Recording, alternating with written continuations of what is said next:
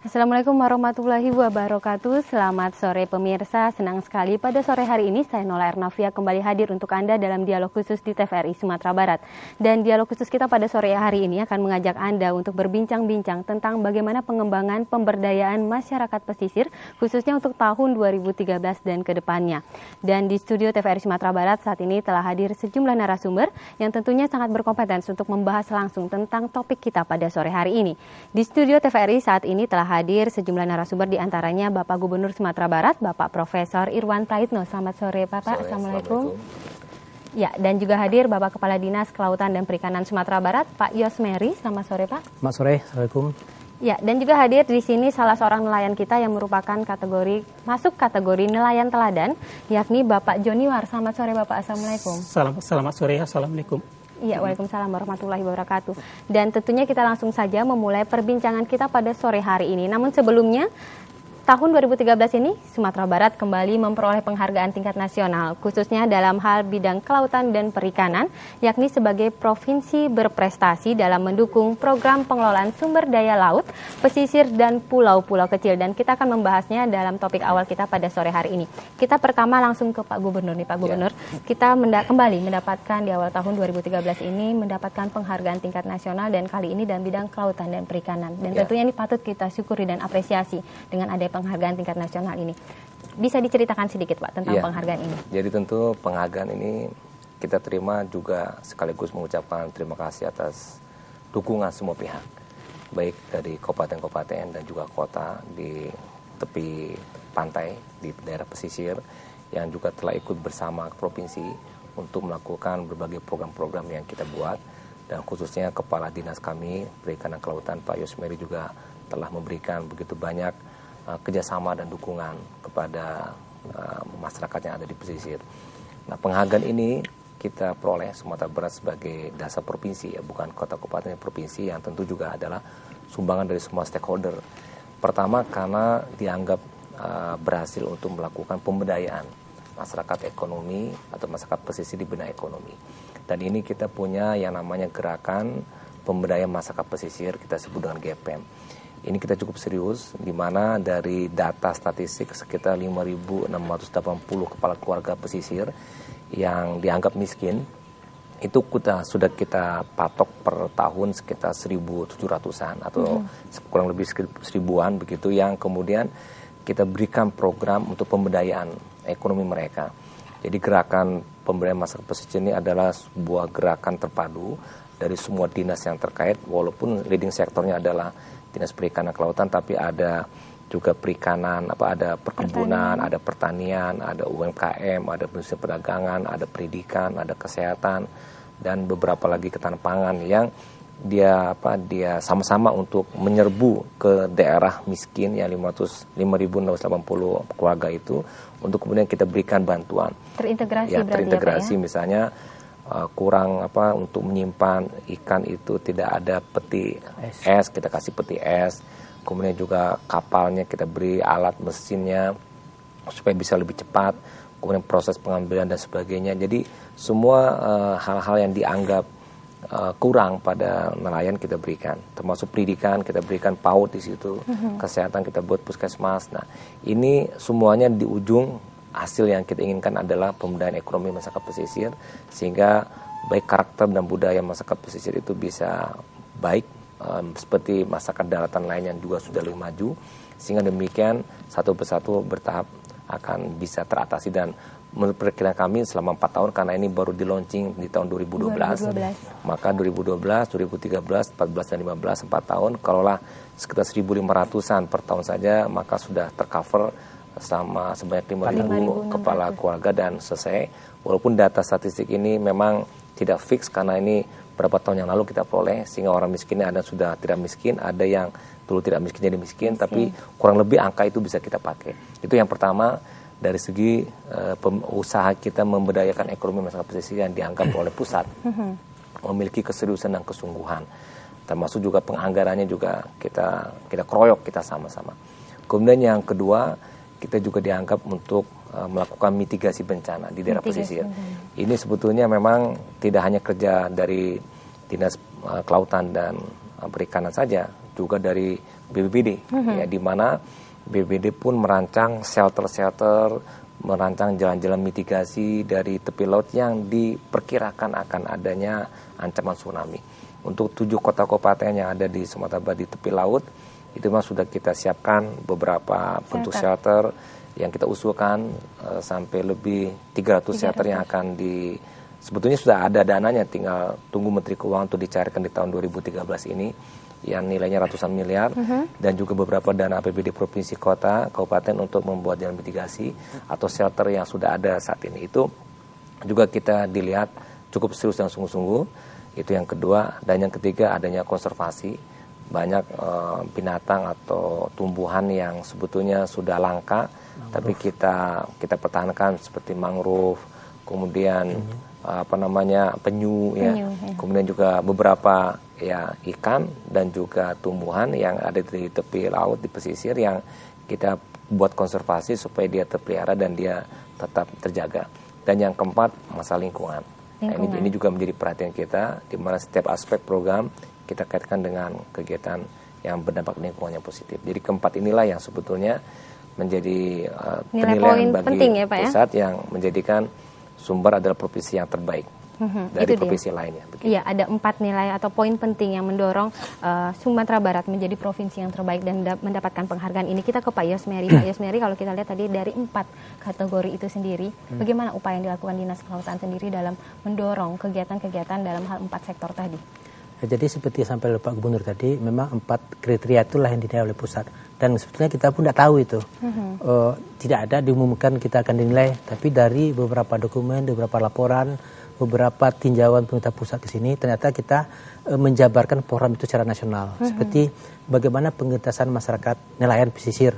Nah, kita ternyata beda dari provinsi lain. Kita terpadu dengan semua SKPD.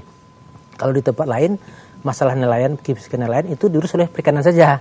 Nah, kita Sumatera Barat kan diurus semua SKPD. Katakan seperti transmigrasi itu. Dia itu melatih nelayan pesisir itu menjahit. Sehingga sekarang selama ini tidak bisa menjahit, saya sudah bisa menjahit. Nah, itu ada nilai tambahnya. Nah, yang kedua, konkret lagi, kita juga sudah membuat deregulasi penjabaran dari Undang-Undang 27 tahun 2007 tentang wilayah pesisir. Kita sudah menyiapkan perda terumbu karang, sudah menyiapkan perda wilayah pesisir, sudah menyiapkan perda tentang sumber daya kelautan perikanan. Nah, ini artinya apa?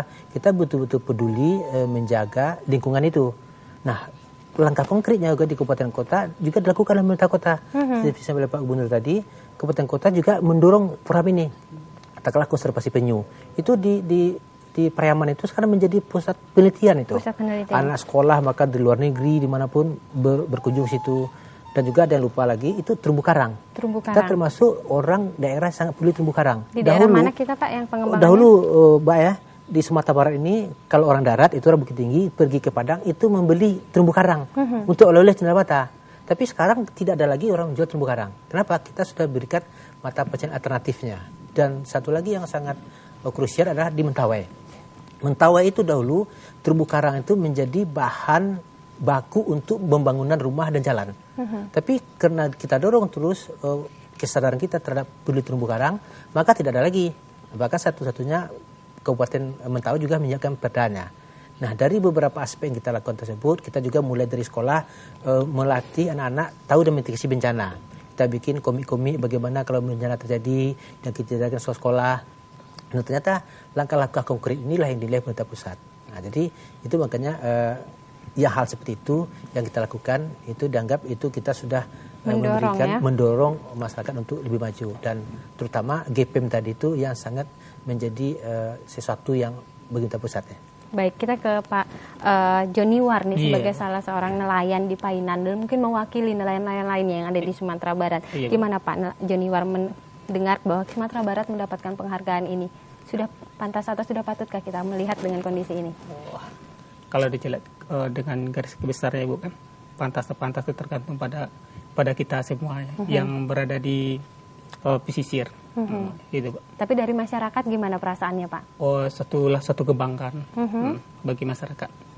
Dan sejauh ini, Pak, dalam hal tadi salah satu gerakan yang patut kita apresiasi itu adalah gerakan ekonomi pemberdayaan masyarakat pesisir atau GPM. Nah, sejauh ini gimana pelaksanaannya kalau menurut Bapak di lapangan? Di lapangan, kalau kami di lapangan, Bu, ya, biasanya kami tuh kalau melaut kan, waktu sebelum ada ada bantuan dari pemerintah seperti jaring kan, mesin atau sampan kan.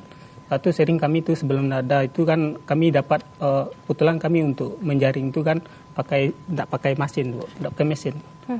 Setelah dibantu oleh pemerintah, kini kami sudah melengkapi, bisa pakai mesin, pakai jaring atau sampan yang baik atau bagus.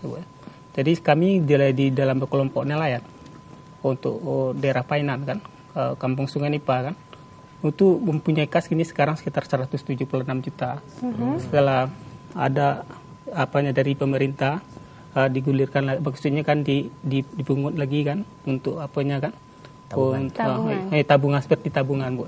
Jadi bergulir terus bantuannya dan itu sangat membantu para nelayan tentunya. Kita ke Pak Gubernur dengan kebijakan program GPM ini sendiri Pak. Kalau kita lihat ini sudah berjalan sejak tahun 2012. Mungkin evaluasi sedikit dari kacamata Bapak seperti apa Pak? Sudah maksimal sejauh ini Pak? Ya tentu kita upaya setiap saat evaluasi.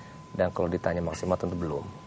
Kita masih mencari beberapa solusi-solusi yang tepat untuk mengatasi bagaimana agar budaya dan karakter masyarakat pesisir itu bisa berubah seperti masyarakat yang ada di darat.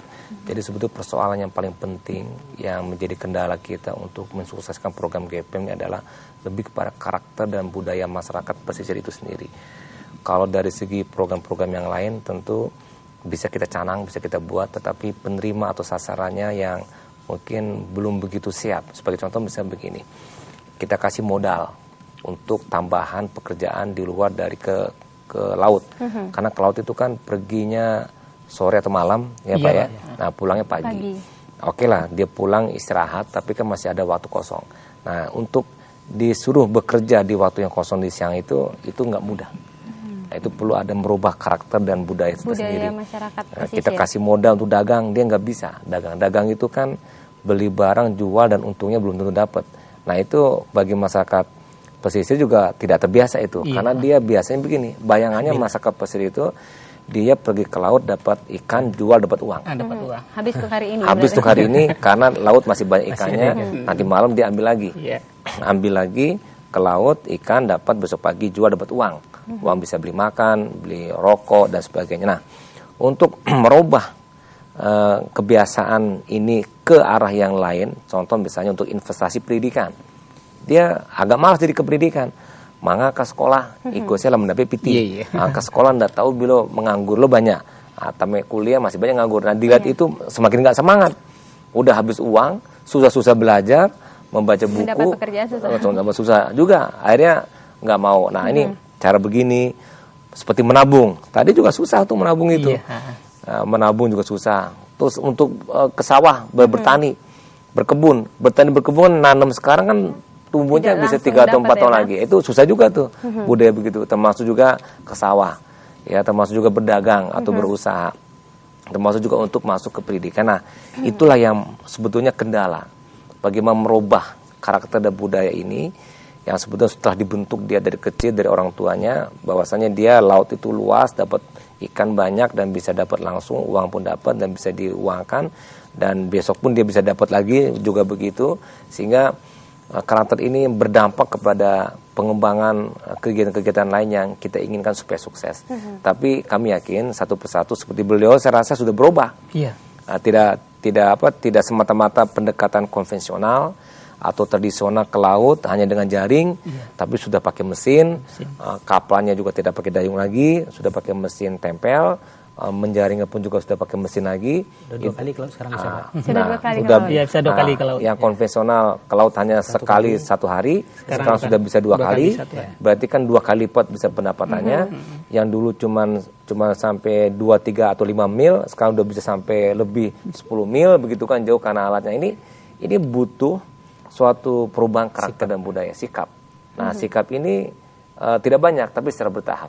Dan dari beliau, provinsi seperti apa dukungan dalam mengubah sikap ini? Pendidikan. Makanya kita buat PAUD.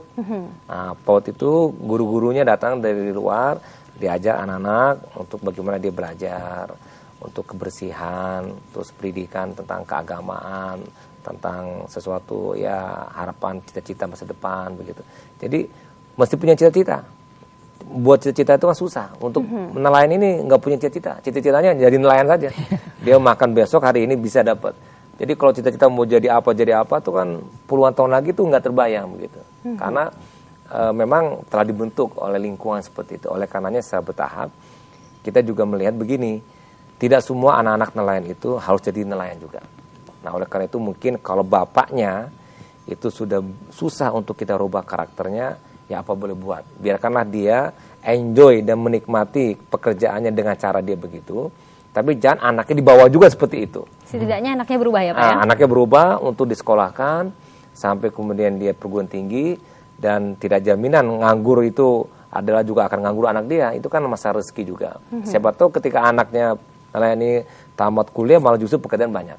Karena nganggur itu kan sangat situasional sekali waktu. Sekarang mungkin susah, tapi nanti kan enggak susah.